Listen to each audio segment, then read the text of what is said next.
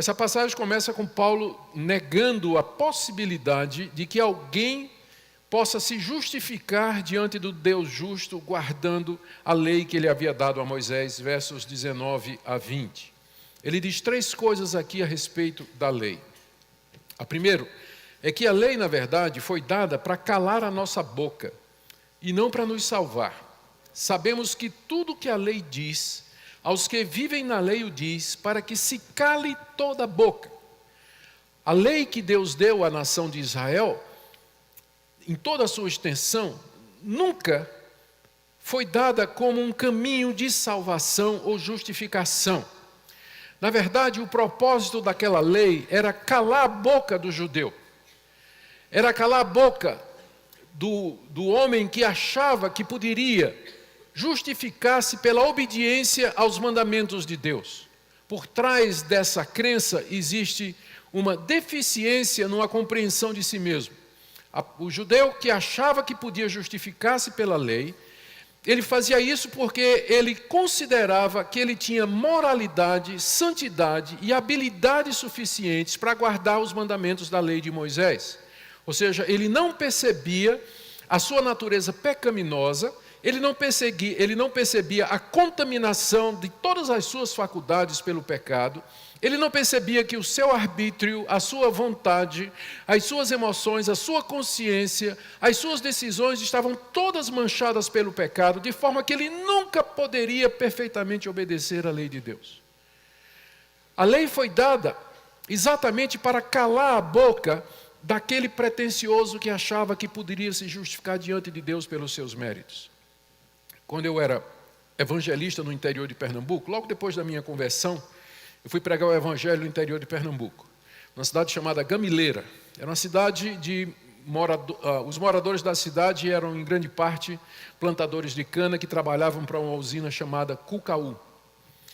E eu me lembro entrando com folhetos e bíblias para distribuir de casa em casa, batia na porta, se a pessoa me apresentava, dizia que tinha uma literatura para dar, se a pessoa queria ouvir um pouquinho a respeito do evangelho, abria a porta, eu entrava e tudo.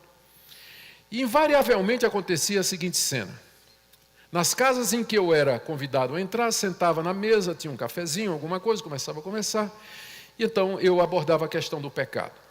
E dizia para o meu hóspede, para o meu anfitrião, olha, você sabe que você é um pecador e precisa da graça de Deus. Ele dizia, bom, eu sou pecador, mas eu não sou. Sempre tem gente pior do que você. Precisa ver meu vizinho, não é? Eu sou pecador, mas não sou tão ruim assim não. Invariavelmente a minha técnica era fazer o seguinte, você é católico, não é? Sou. Você tem uma Bíblia católica aí? Tenho. Então traz ela aqui. Vamos abrir aqui em Êxodo 20, que é a mesma coisa na protestante, não é? Então, vamos abrir aqui em Êxodo, vamos ler aqui os 10 mandamentos. E vamos ler como Jesus ensinou a ler.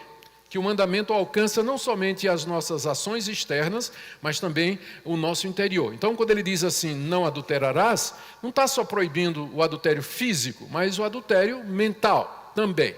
Vamos lá, vamos. Primeiro, não terás outros deuses diante de mim. Não farás para ti imagem de escultura. Não tomarás o nome do teu Deus em vão.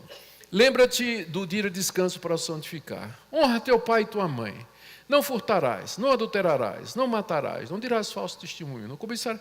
Quando chegava no 10º mandamento, ele estava caladinho. Caladinho. A lei de Deus foi dada para calar a sua boca. Para mostrar que você não tem razão diante de Deus, você não tem direito diante de Deus, e você não pode exigir dele absolutamente nada. E nada do que você faz ou possa fazer, Deus tem o direito de receber. Porque você quebra a lei dele, você é incapaz de guardar os seus mandamentos. Foi por isso que Deus deu a lei. A lei diz o que diz para que se cale toda a boca, para que você não tenha o que dizer diante de Deus, em sua defesa, ou para se justificar. Você não vai ter nada o que dizer diante dele, a lei foi dada para isso.